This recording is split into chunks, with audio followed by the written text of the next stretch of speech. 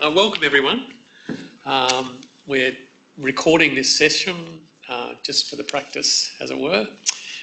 So just to let you know that here we are at Monash Biomedical Imaging, which is an integral part of the research infrastructure at Monash University. We're able to provide researchers here with state-of-the-art equipment to do their bioimaging research. And this is the second in our seminar series for this year. The next time we come together, we'll have the benefit of hearing from Dr. Zhaolin Chen, who will be regaling us with stories of things to do with cognition and ageing. But today, it's my pleasure to introduce Dr. Zhaolin Chen, who has background in electrical engineering, but is now moved into the field of biomedical imaging. And has extensive experience in this field that he's now going to give us the benefit of. I'll allow him to tell you what his topic is today. Zhaolin. Thank you, Michael. So in today's seminar, I really just want to share with you what we have been doing with the simultaneous MR-PET, or I should also say it's PET-MR. Some people would say in the literature.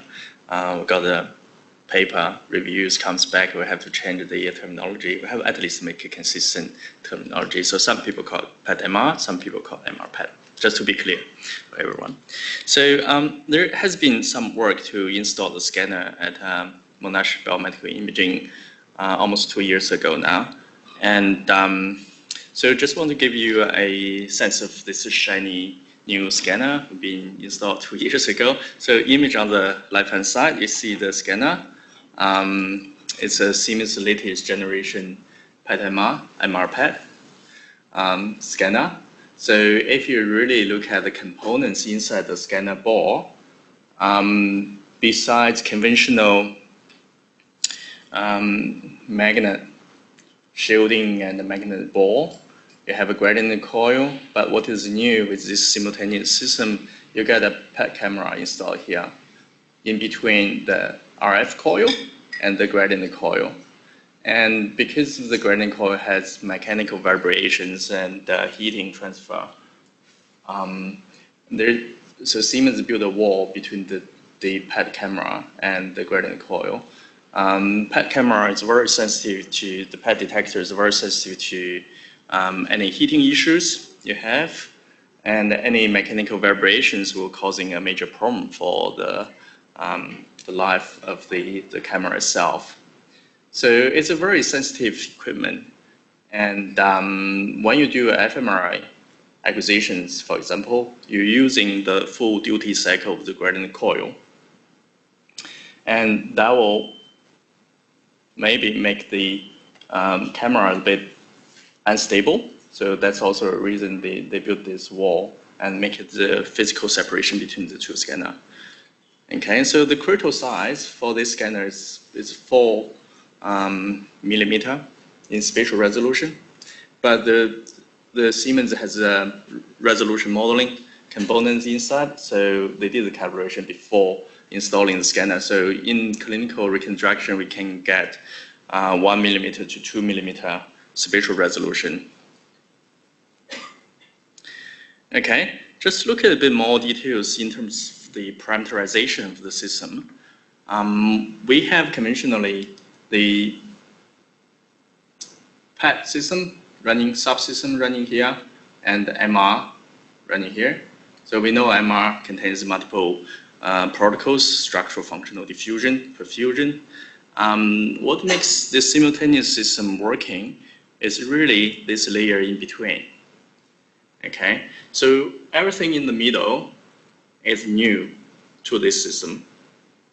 Okay, so the first part is we have to, because in order for PET imaging to work, we have to know, so the PET detector has to know that anything in between the pathways of the signal detection. So any material lies inside the ball.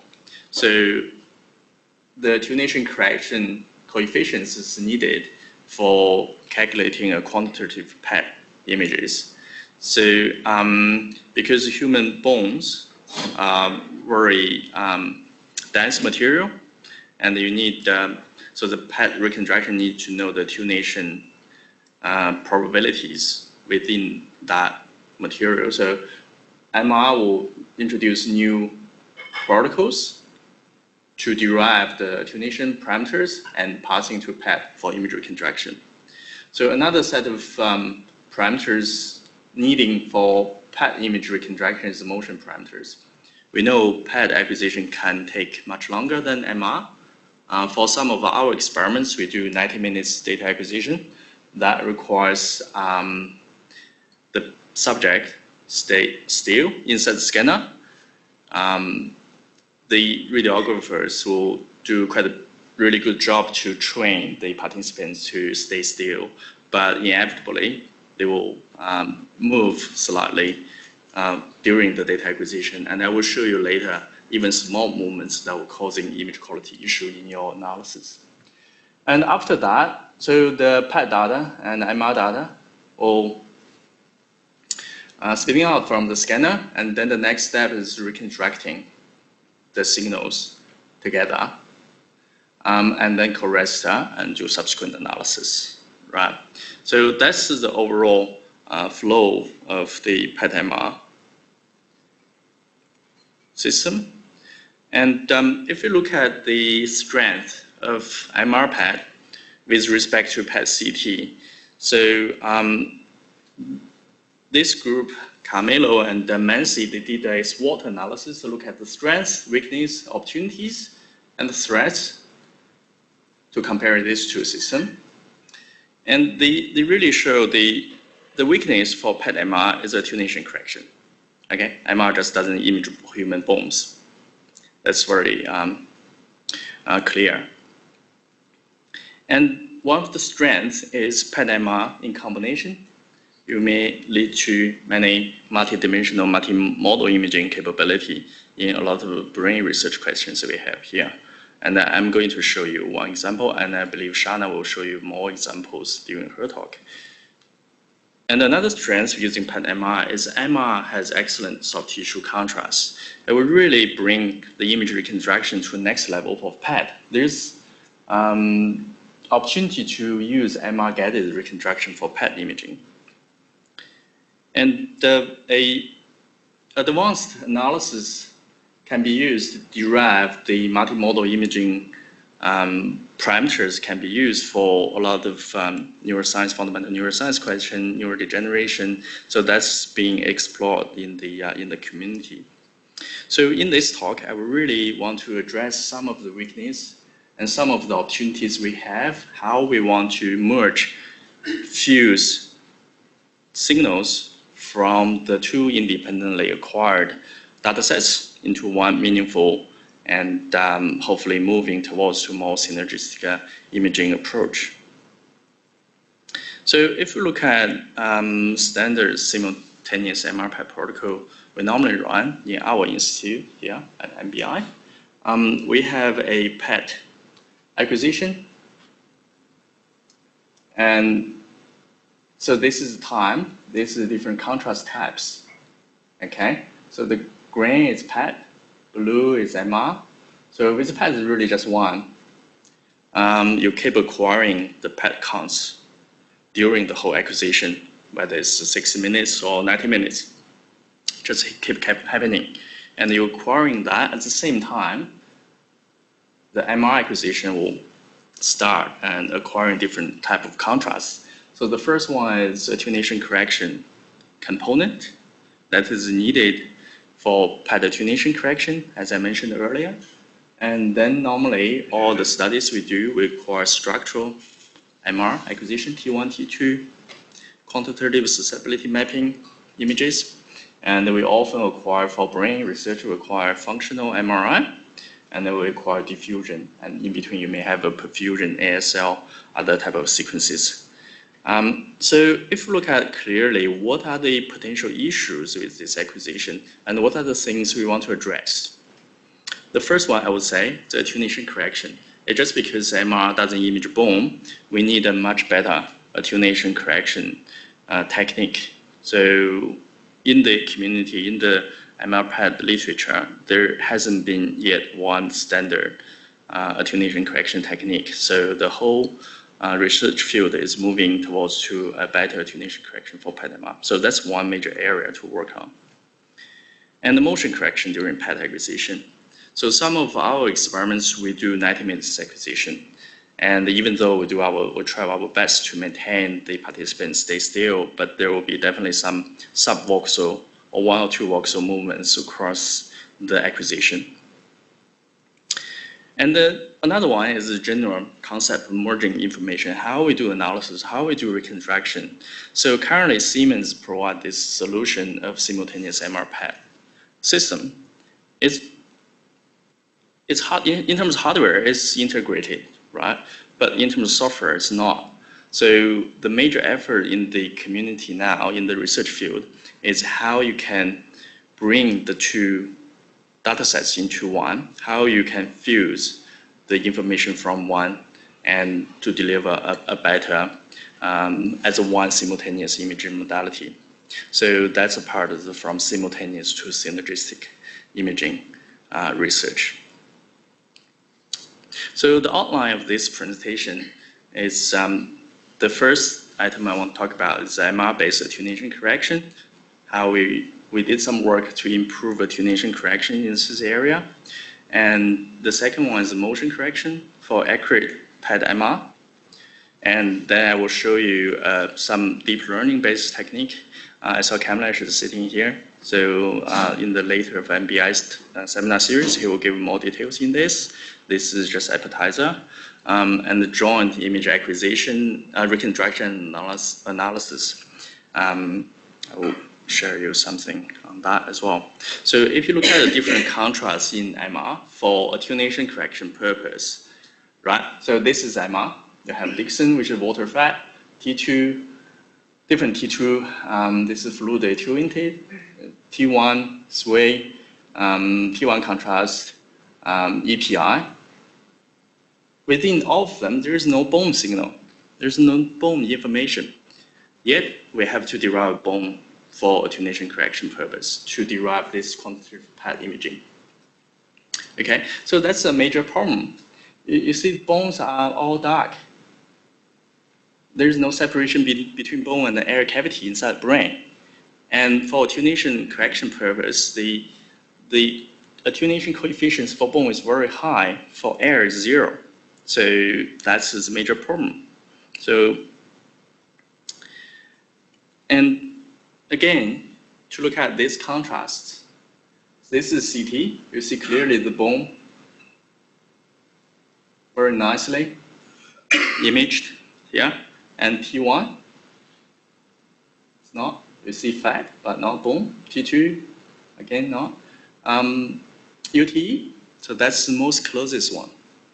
Okay, we do see bone signal from UTE. It's a very short echo, so ultra short echo imaging in the first echo.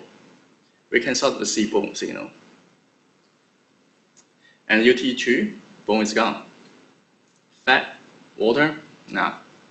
Vessel, But the problem is there's a mismatch between CT and UTE1. If you want to use UTE to delineate bone signal from UTE, you see from CT, the air and the bone manually segmented to compare the contours of air from UTE1. There is significant overlap. The air inside UTE1 will be classified as bone in CT. So there's a great mismatch between the two. And we have to somehow solve this problem. Okay? So we have been working on a technique called segmented UTE. So it's a hybrid template and segmentation-based PET attenuation correction technique. So in this technique, with help from Nick Ferris and our radiologist, previously our radiologist here, and we manually segmented different tissue classes, okay, including the background. and to especially separating between bones and the air cavities. And we calculate this for 5 subjects. So manually segmented 5 subjects. So within the 5 subjects, we calculate the probabilistic map of what is the chance, what is the probability, likelihood for a particular pixel being bones or other soft tissue. And then we use that to overlay to a acquired data sets. So from there, you can assign different values for air, soft tissue, and bone. So we have 2 approaches to solve this.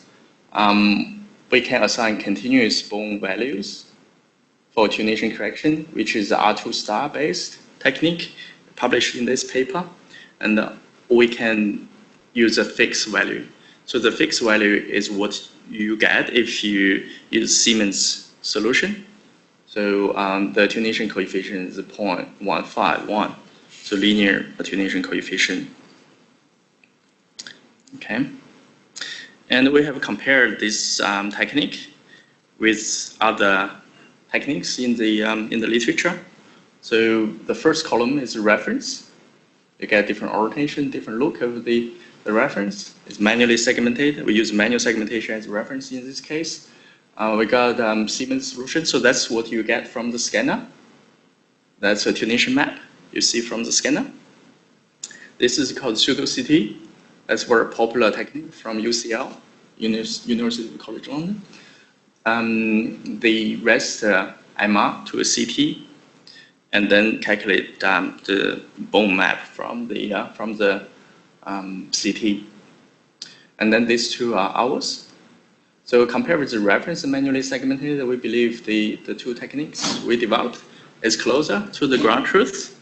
In this case, is manually segmented. And we compare with the reconstructed data set.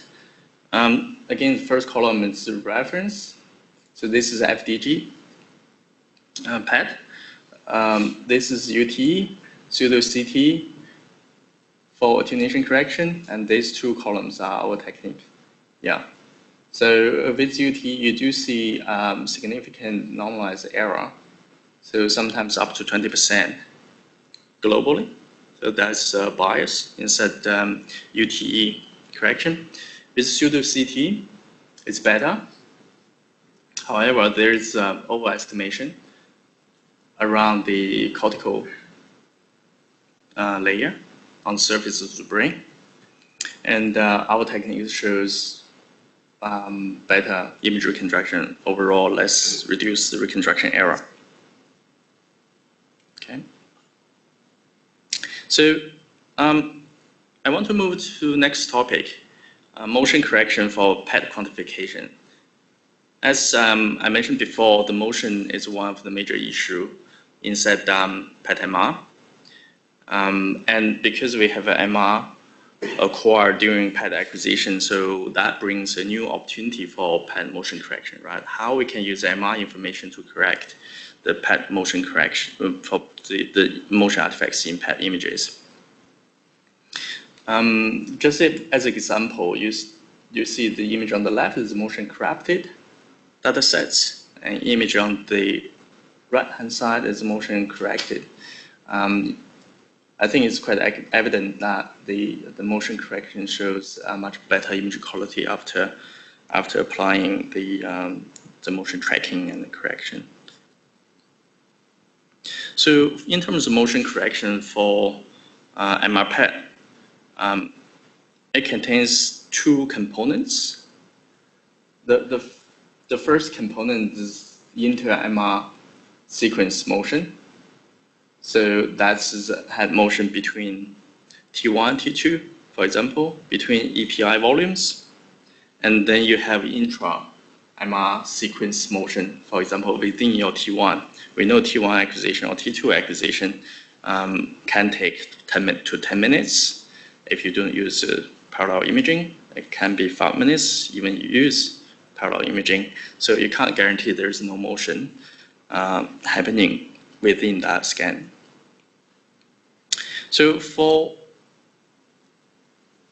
among different contrast type, we use a multi-contrast MR image registration approach to address the motion problem, to estimate the brain position from one scan to another scan.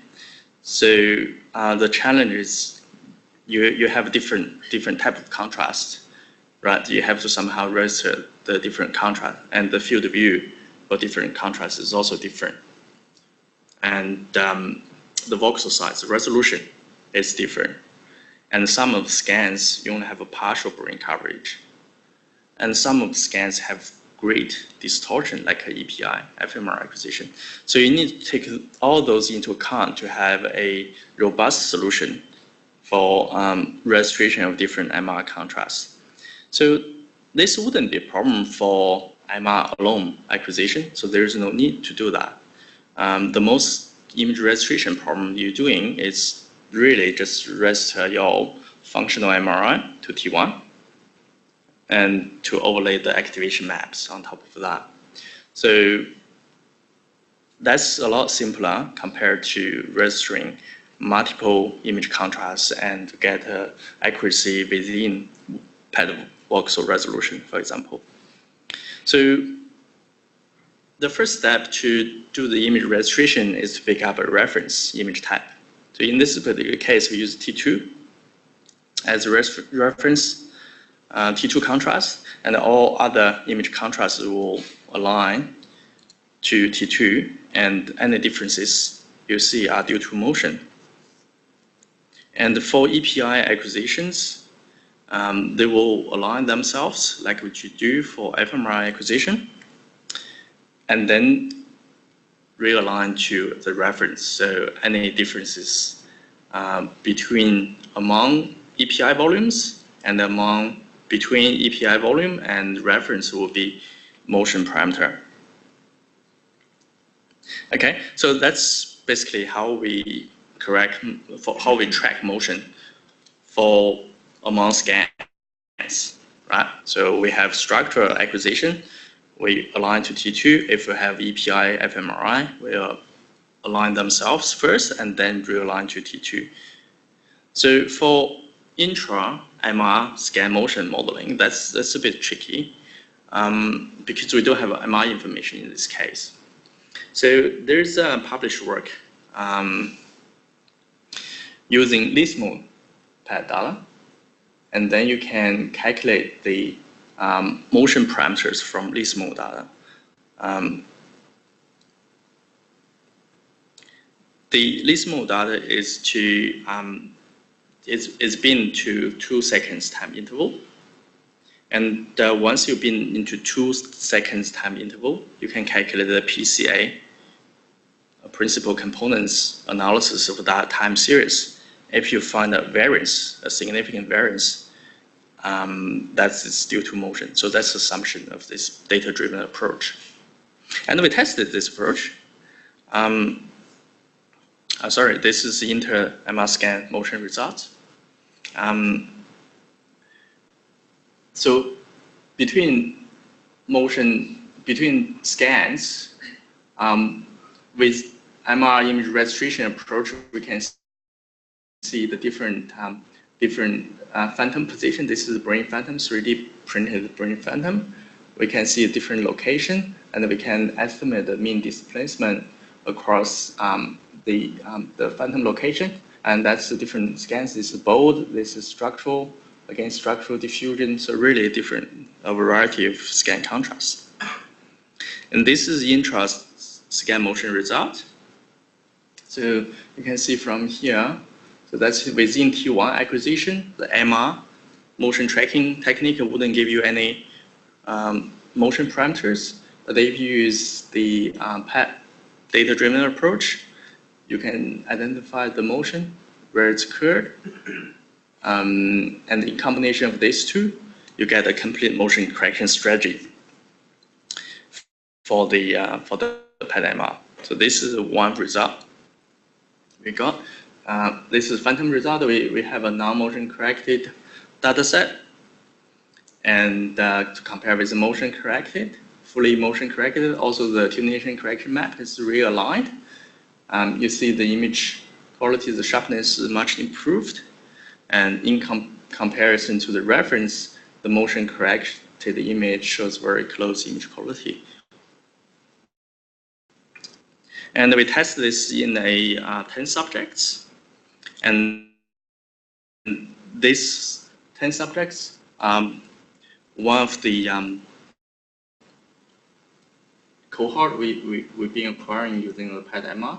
So the overall motion is 1 or 2 PET voxels. Okay, so that's where we instruct the participant to stay still inside the scanner. But over 60 minutes acquisition, it's very hard to maintain complete still. So you would inevitably have some motion. So the overall motion is around 1 to 2 voxel size. So the PET voxel size is 2 millimeter. And if you calculate the sharpness index, so the sharpness index is how sharp the image is. If you have a motion, you have a blurry looking image, right? The less motion you have, the sharper the edge will be. Okay, so with fully motion corrected, you see the higher sharpness index. This is standard deviation across the 10 subjects. And with PET alone motion correction, the sharpness index is roughly 10% less, and non-motion corrected is again that's the lowest in terms of sharpness index. All these values are significant in 10 subjects. Okay, now I want to move to the deep learning based MR image reconstruction technique. Technique we have been developing in the image analysis team within MBI. So this is particular about MR image reconstruction. So we developed a deep learning reconstruction technique. The network was trained on simulated and sample data sets. And the network was refined based on acquired data sets. And the network was tested on the unseen data sets in both simulated and acquired data sets. Okay. Just want to show you the results we got. This is a reference, and this is the output from the conventional regression network. So deep learning has been used for image reconstruction MR starting from 2000 last year. So this is the work from last year, and this is the work we have developed. The reconstruction error compared with reference. So this is the literature technique, and this is our technique. It's much less, the reconstruction error, and that's with 3.2 times faster acquisition. So the acceleration is 3 times 2. So, you know, with the MR acquisition, you can skip k-space lines to speed up the data acquisition, and normally use parallel imaging, but often use up to factor of 3, right? If you use beyond 3, you see image quality issue. You gradually see image quality issue. And we want to push this boundary beyond 3. And in this case, we test 3.2 times faster. And the error image is showing in mean square error. This is another example we test on tumor segmentation results using deep learning. So this is ground truth, a deep learning network output, and ground truth output from the deep learning network. To compare between the two, this is the whole tumor, and this is the enhancing the tumor core. These areas are the edema around the tumor. To look at the overall score, the Dice coefficients, the similarity between the two, the predicted output and the ground truth, are 0.5, I would say on average. The sensitivity is also over 0.85, and the specificity is very high. So meaning the true negative rate is very good in terms of that performance. Okay, so looking at separately the core tumor and the enhancing tumor part, the core tumor is also accurate, I will argue. The enhancing tumor has a little bit less performance in terms of Dice coefficient and sensitivity. The specificity was very high in all cases. Okay, so this validation is done in 46 published datasets. We also applied deep learning for attenuation correction purpose. As I showed you before, we use MR-based attenuation correction, but we also tried the deep learning approach for attenuation correction. And I just want to show you the results, skipping all the technical details here. As you see before, this is reference, manually segmented. This is UT, again, from the scanner. This is pseudo-CT, this is deep learning output. You see, deep learning is really improving the results to the next level, even compared to our own technique developed before. The reconstruction error is a lot less, relatively error, across the whole brain. Where the pseudo-CT, again, same problem, we have the overestimation in the cortical surface area, and UT is underestimation across the whole brain. And the deep learning result shows overall very good recovery of the signal. And the remaining problem is the asymmetrical distribution of the error. So that might be an issue for the analysis. When you do analysis, if the bias is asymmetrical from left to right, that might be an issue. So that's something we are currently working on. I'm not saying too much of details. Stay tuned. Monash will give you much more better updates on the deep learning related topics coming up. So I want to then move to simultaneous MR-PET imaging and analysis, focusing on the analysis in particular. So again, coming back to simultaneous MR-PET, we are able to acquire two data sets separately, right? But that's really just our starting point. How we want to analyze them in a synergistic way is a key question.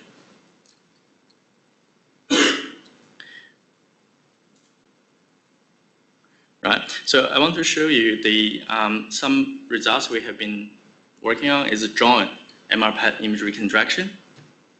The images you see from the scanner is two separate reconstruction. MR is done reconstruction, PET is reconstructed separately, and then you somehow co-rest the image. Now we want to move this one step back. We want to reconstruct the image from beginning, from the raw data space. How we leverage the simultaneously acquired data sets is the question here. So we developed this technique called patch-based image reconstruction, which is a dictionary-based reconstruction. So basically, if you have an MR image, if you have a PET image acquired separately as a training data sets, you construct a data matrix X, which contains small pieces called patches, paired patches from MR and PET. You put in this big matrix here. Okay, and then what you do, you decompose this big matrix X into a matrix, I would call it dictionary, and a basis function. Okay, a simple matrix factorization. So you have this A, S. Okay, so then I want this is equal. I want to minimize the difference between these two. Okay, and regularized by some prior information. So I can do that using non-negative sparse coding, which again is constraint to the matrix. And by using this technique, A matrix will give you a quite reliable dictionary for image reconstruction. So you can use that for PET-MR image reconstruction. So that's how it's being used. Once you acquire this A matrix, you can use for PET reconstruction. I'm not going into details of the whole reconstruction problem, but the A matrix, just briefly, the A matrix will be transformed into a regularization during updating the PET image. So the PET image reconstruction is iterative approach. So with MR information, the PET image is reconstructed. So that's where that's how the two modalities is linked together. Okay, just want to show you some results. So this is phantom simulation study. This is PET image, MR, ground truth, and adding noise. Different regularization. This is particularly popular in the literature. And you can use MR only dictionary, and you can use different sort of the parallel level sets or joint total variation, different regularization.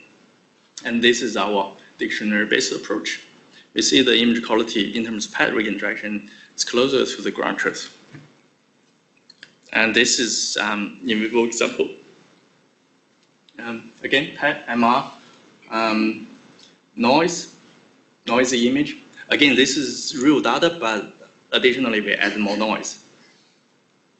Similar technique. And this joint dictionary-based approach shows closer image quality to the original ground truth. Okay, and these two plots, it plots mean square error and similarity index. And mean square error, the technique shows the lowest, and it also shows the highest similarity between these two.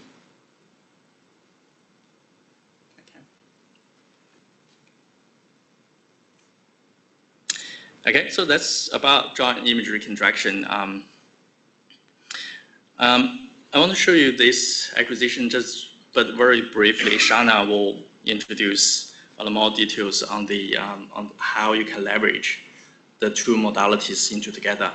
But I want to show you this because the analysis will be on top of this. So that's a very novel approach Shana is taken here. How you can embed to have a unified activation for both MR and PET.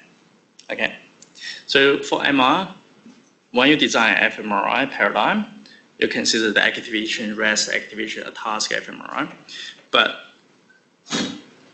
there's yet any task design for simultaneous MR and PET.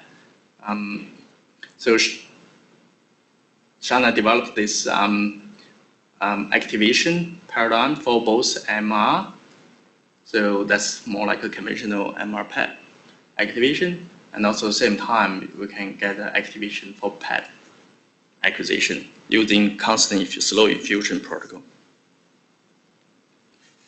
Okay, so I do want to move into the analysis of this. So Shenpeng has been working on this inside the image analysis team for how you can bring the two information acquired separately, how to build a single model to leverage the information from the two data sets. So one aspect is to have data-driven approach, a unified data-driven approach to analyze the fMRI and the fPET simultaneously. Okay, fMRI and fPET are different resolutions, temporal resolution, spatial resolution. How you can link them together is one of the major steps in pre-processing. So Shenpeng is trying to improve the spatial resolution and temporal resolution for PET data sets, and then correct to a temporal, a mutual template, and then build a joint SCA, which we call coherent SCA technique. So fMRI and PET, and then derive a unified activation map from the two modality. So without going into much details, Shenpeng will probably tell you a lot more on this in his seminar. I think that's all.